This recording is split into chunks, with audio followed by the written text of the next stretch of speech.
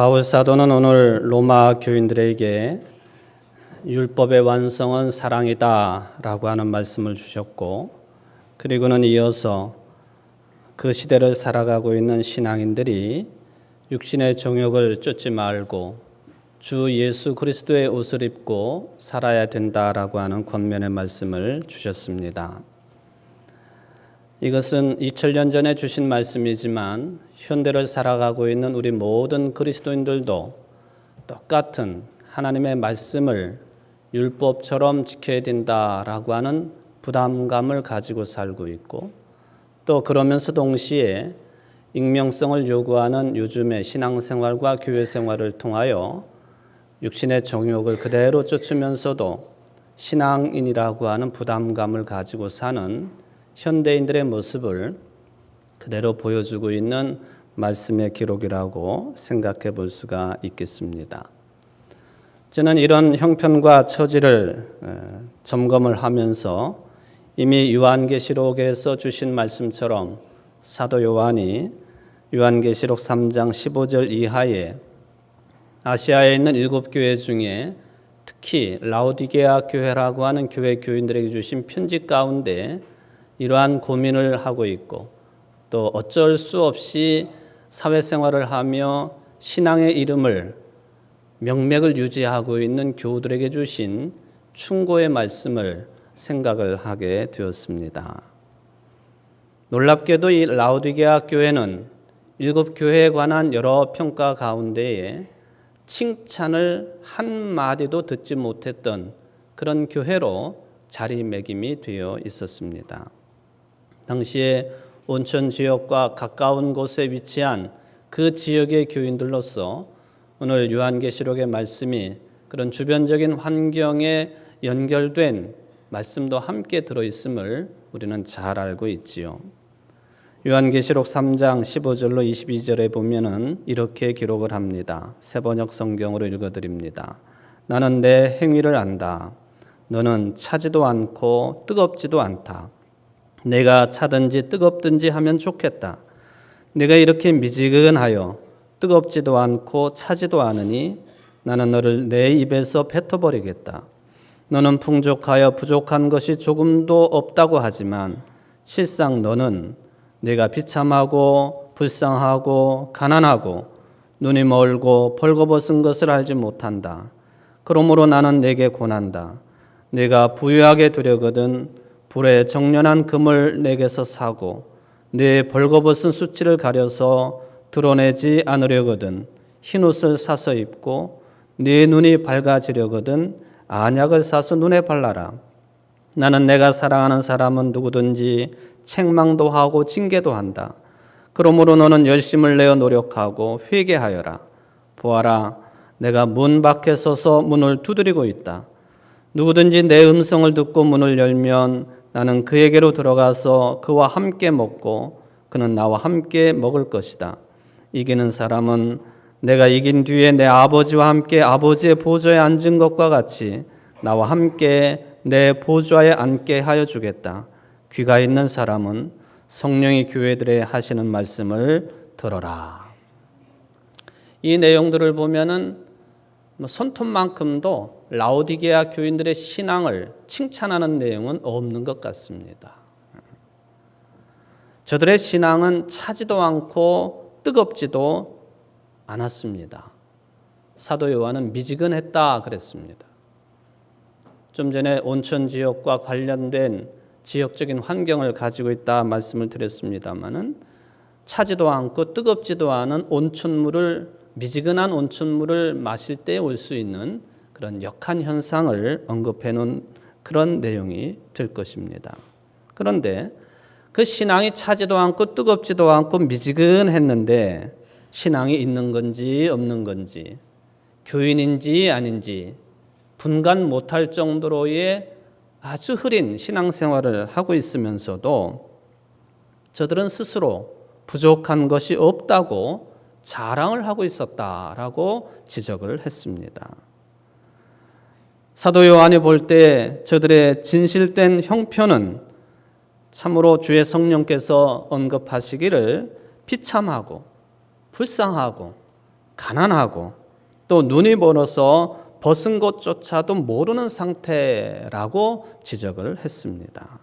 하나님 앞에서 잘 못하고 있으면서도 잘하고 있는 것처럼 부족함을 느끼지 못하는 우리들의 신앙의 모습이 겹쳐집니다.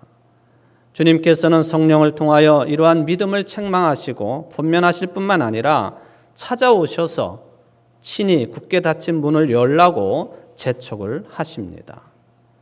문을 열라고 우리의 마음의 문을, 영혼의 문을 두드리고 계시니 이것이 주의 부모와 같은 사랑이라고 하는 것을 찾게 됩니다. 오늘날 많은 현대 그리스도인들은 세례를 대부분 받았습니다. 여기 계신 분들도 거의 다가 세례를 받으신 분들이겠습니다만은 세례를 일종의 신앙인이 되기 위한 면허증 정도로 생각을 하는 경향성이 강합니다. 세례라고 하는 면허증을 받은 뒤에 이 세상 사람들과 별 다름없는 빛과 어둠 사이를 왕래하면서 또 세상살이와 또는 신앙의 삶이라고 하는 양쪽의 양다리를 거치고 살면서 그저 주일이나 지키는 형식적인 신앙에 안주하는 모습이 비슷하다라고 평가가 되어집니다. 어쩌면 우리는 라오디게아 교인들처럼 차지도 않고 뜨겁지도 않은 미지근한 신앙이 이미 우리의 것인 양 익숙해져 있고, 그리고 신앙의 삶을 역동적으로 살아간다고 하는 것이 어떻게 사는 것이고 무슨 내용으로 사는 것인지에 대해서 잘 모르고 잊어버리고 있는 우리들에게 경각심을 일깨워주는 귀한 말씀이라고 볼 수가 있겠습니다. 저는 이러한 삶을 아무렇지도 않게 잘못인지도 모르게 그리고 잘 사는 것처럼 살아가고 있는 현대 그리스도인들에게 사도 바울은 본문 말씀을 통하여 해결책을, 지혜의 길을, 신앙의 길을 제시했다고 판단을 합니다. 사도 바울이 말씀하고 있는 이 오늘의 말씀 가운데에서 그렇게 살고 있는 우리들에게 말씀을 읽으면서 깨우침이 있어야 되겠는데, 그렇다면 어떻게 해야 될 것인가에 대한 길을 안내해 주고 있기 때문에 그렇습니다. 사도 바울은 이렇게 살고 있는 우리들에게 하나님의 시간을 확인하라고 요청을 하십니다. 말하자면 지금이 어느 때인지를 분명히 깨달으라 라고 하는 하나님의 때, 하나님의 시간, 하나님의 시기에 대한 확인을 하라고 우리들에게 요청을 합니다. 말씀하시기를 또한 너희가 이 시기를 알거니와 자다가 깰 때가 벌써 되었으니 이는 이제 우리의 구원이 처음 믿을 때보다 가까웠음이라. 지금이 어느 때냐? 자다가 깰 때가 벌써 되었다. 뿐만 아니라 우리의 구원이 처음 믿을 때보다 가깝지 않느냐 하는 그런 지적이 되겠습니다. 두 가지를 말씀하셨습니다. 자다가 깰 때이고 구원이 처음 믿을 때보다 가까이 온 때라고 하는 설명이 되겠습니다. 이 말씀을 우리가 온전히 접근을 하려면 구약 성경으로부터 신약 성서에 이르기까지 이 시간과 흘러가는 역사에 대한 그런 개념을 먼저 알아야만 될 것입니다. 유명한 말입니다만은 사도 바울이 여기서 언급하고 있는 시간 개념은 헬라어로 카이로스라고 하는 단어가 채용이 되었습니다. 모든 순간순간을 죽음과 일치시키면서 판단하고 생각하고 사고하고 살아가는 것, 이게 카이로스적인 시간 개념 속에 살고 있는 사람들의 특징이 되겠습니다. 그것이 왜 가능한가? 우리 기독교인들은 죽음이라고 하는 것을 모든 것이 끝나는 것으로 여기지 아니하고 오히려 죽음의 순간을 생명의 완성의 출발이라고 생각하고 있기 때문에 지금 살아있음이 죽음과 같다고 하는 이 카이로스적인 시간 개념의 신앙은 우리들에게 매우 중요한 개념으로 다가올 수밖에 없습니다. 사도 바울의 표현을 빌린다고 한다면 하나님의 시간 속에 사는 사람들은 어둠의 일을 벗어버리고 빛의 갑옷을 입고 살게 되어 있다고 하는 것이죠. 바울이 13절에서 말씀하시기를 낮에와 같이 단정히 행하고 방탕하거나 술 취하지 말며 음란하거나 호색하지 말며 다투거나 시기하지 말고 이 죽음과 잇대어 살고 있는 지금의 순간의 삶이라고 할 때 이것을 깨닫는 사람들은 낮에 사는 것처럼 단정히 행하며 산다는 것이죠. 이런 사람들은 방탕하거나 술 취하지 않습니다. 이런 사람들은 음란하거나 호색하지 않습니다. 이런 하나님의 카이로스의 시간 개념 속에 살고 있는 사람들은 다투거나 시기하지 않게 되어 있다는 말씀이 되겠습니다. 사도 바울이 이런 모든 것들을 열거한 것은 오늘 본문의 마지막 절에 있는 그 말씀을 강조하기 위한 그런 인용이라고 볼 수가 있겠습니다. 말하자면 그게 악한 행위들인데 뿌리를 뽑아야 되는 것들인데 이렇게 뿌리를 뽑아야 되는 이런 악한 행위들을 배격을 해야 되는데 어떻게 해야만이 또 어떻게 살아야만이 이런 것들이 뿌리 뽑혀질 수가 있겠느냐? 오직 주 예수 그리스도로 옷 입고 정욕을 위하여 육신의 일을 도모하지 말라 하고 마지막 정리를 합니다. 오직 주 예수 그리스도로 옷을 입으라. 그러면 이런 것들이 뿌리 뽑혀지게 된다 하는 그런 뜻이 되겠습니다. 공동번역으로 보면은 이 부분을 이렇게 번역을 해 놓았습니다. 주 예수 그리스도로 온 몸을 무장하십시오. 그리고 육체의 정욕을 만족시키려는 생각은 아예 하지 마십시오. 저는 이 공동번역의 번역에 따라서 오늘 제목을 주 예수 그리스도로 온 몸을 무장하라 라는 제목을 선택을 했습니다.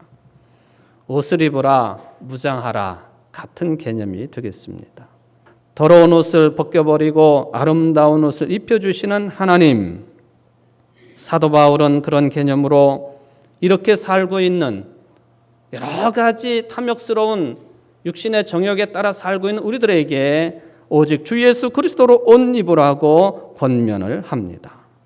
주 예수 그리스도의 옷을 입고 정욕을 위해서 육신의 일을 도모하지 말라고 이런 모든 것들을 뿌리채 뽑아버리고 끊어버리라고 요청을 하셨습니다.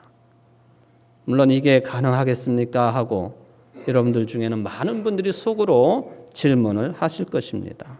왜냐하면 인간이라고 한다면 이 육체를 떠나서 살 수 없는 것이고 또 모두가 기본적으로 육체의 욕망을 다 그것을 뿌리채 뽑아버리는 삶을 순전하게 살 수 없다는 생각을 하기 때문에 그렇습니다.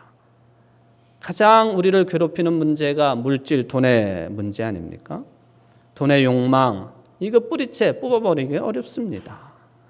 자본주의 사회를 살고 있는 우리들에게 참 불가능한 일처럼 보입니다. 그러면서도 우리는 이 돈의 욕심이 어떤 결과를 낳고 있느냐 하는 것도 잘 알고 있어요. 돈 때문에 나쁜 권력도 탄생을 하고 돈 때문에 나쁜 교육도 탄생을 하지 않습니까? 그러므로 정욕을 위해서 육신의 일을 도모하지 말라고 하는 바울의 충고는 옳고 진리입니다. 그러나 현실적으로 그렇게 살 수 없음도 우리의 현실임을 우리는 솔직하게 시인을 합니다.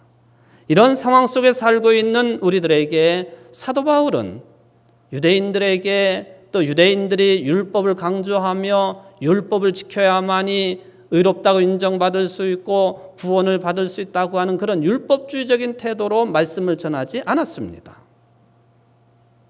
만약에 신앙의 삶을 나 자신이 강요받은 것으로 여긴다고 한다면 그것은 율법주의에 빠진 것이 되기 때문에 그렇습니다.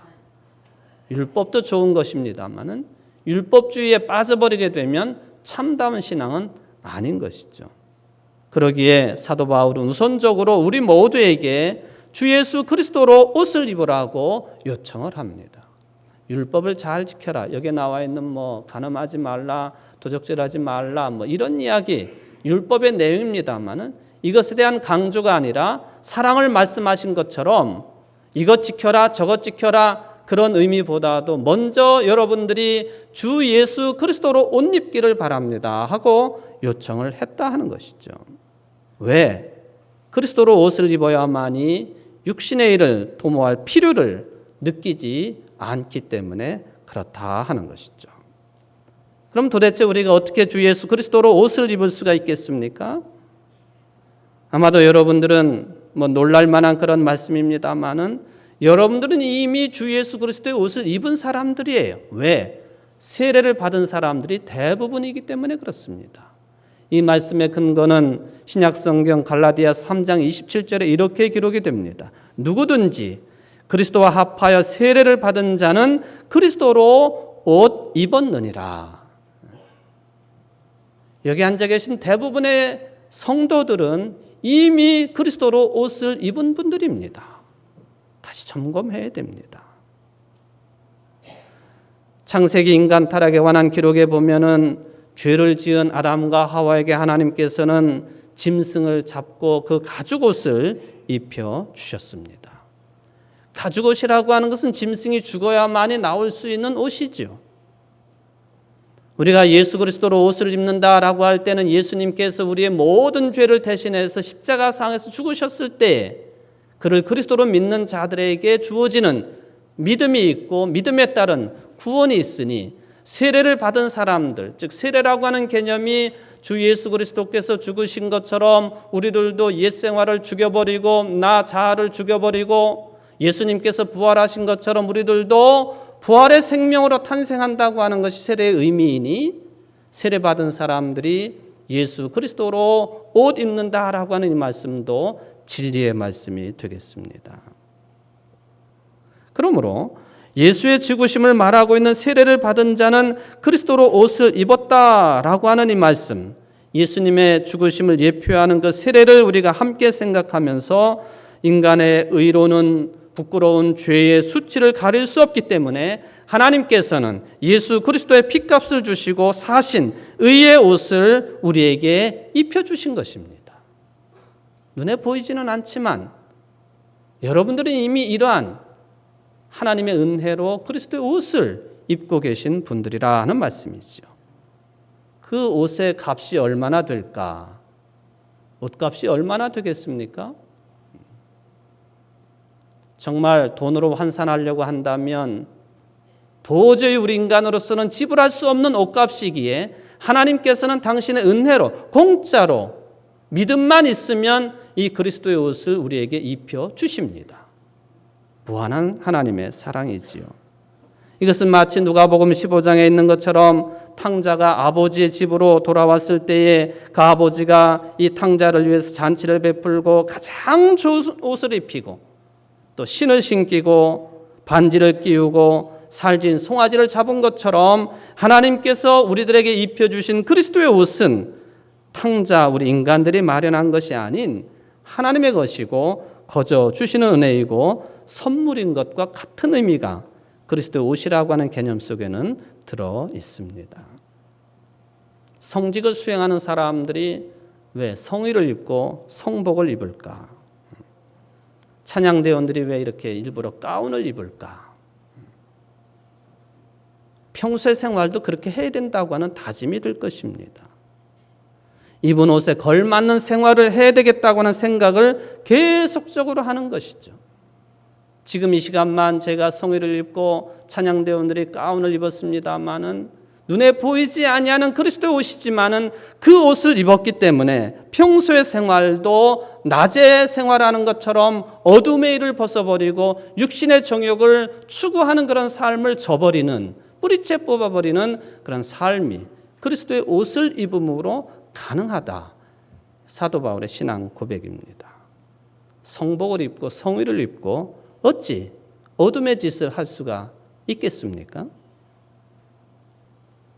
예수 그리스도의 의의 옷, 눈에 보이게 입는 옷은 아닙니다만은 내면에 입는 옷이지요. 구약 성경에 보면은 엘리야 예언자가 엘리사에게 겉옷 하나를 남기고 불수레와 불병거를 타고 하늘로 올라갔습니다. 엘리야로부터 이 겉옷을 물려받은 엘리사, 그 옷을 가지고는 엘리야의 하나님은 어디 계십니까? 나의 스승이신 엘리야의 하나님은 어디 계십니까? 하면서 그 옷을 가지고 물을 치니까 요단강을 갈라져서 건넌 사건이 기록이 됩니다. 예수님께서는 우리들에게 주 예수 그리스도의 의의 겉옷을 입혀주시고 승천하셨습니다. 그런데 그 옷은 우리 속사람에게 변화를 주는 옷이고 내면에 입는 옷이고 영혼에 입는 옷이 되는 것이죠. 사도 바울은 디모데에게 보낸 편지 가운데 이런 내용이 있습니다. 유대들도 단정하게 옷을 입으며 소박함과 정절로서 자기를 단장하고 따은 머리와 금이나 진주나 값진 옷으로 하지 말고 오직 선행으로 하기를 원하노라. 이것이 하나님을 경외한다고 하는 자들에게 마땅한 것이니라. 베드로 사도는 이런 말씀을 남겨놓았습니다.